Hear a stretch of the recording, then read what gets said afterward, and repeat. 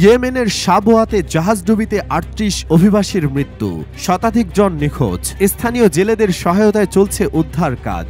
ইয়েমেনের দক্ষিণাঞ্চলীয় প্রদেশ সাবোয়ার উপকূলে একটি অতিরিক্ত যাত্রীবোঝাই নৌকা ডুবে যাওয়ার ঘটনায় অন্তত ৩৮ জন আফ্রিকান অভিবাসীর মৃত্যু হয়েছে। দুর্ঘটনায় এখনও ৫০ জনের বেশি নিখোঁজ রয়েছেন। সোমবার সকালে আল নুসুমো উপকূল থেকে মাত্র ২ নটিক্যাল মাইল দূরে এই মর্মান্তিক ঘটনা ঘটে। উদ্ধার কাজে কর্মরত এক সহায়তা কর্মী আরব নিউজকে জানান, জীবিত উদ্ধারকৃতরা আমাদের জানিয়েছে ২৬০ জন অভিবাসী নিয়ে নৌকাটি প্রবল বাতাসের কারণে ডুবে যায়। ৭২ জন অভিবাসী নিরাপদে তীরে পৌঁছেছেন বলে নিশ্চিত করেছেন তিনি। অপর এক উদ্ধারকারী দাবি করেছেন ৩৮ জনের মৃত্যু হয়েছে এবং উদ্ধারকৃতদের মধ্যে ১৫ জনের অবস্থা গুরুতর।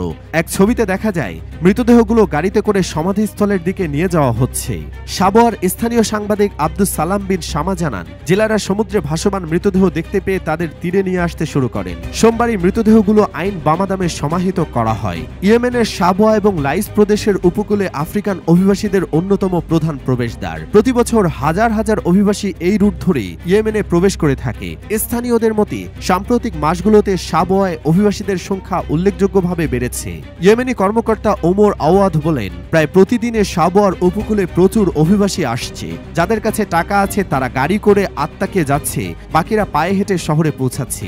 আন্তর্জাতিক অভিবাসন সংস্থা জানিয়েছে ২০২১ সালে ২৭,০০০ অভিবাসী ইয়েমেনে প্রবেশ করলেও ২০২৩ সালে তা ৩ গুণ বেড়ে ৯০,০০০-এর বেশি হয়েছে। ইয়েমেনে যুদ্ধ চলমান থাকা এবং সম্প্রতি হুথিদের লোহিত সাগরে জাহাজ হামলার পরও কমেনি অভিবাসীদের সংখ্যা।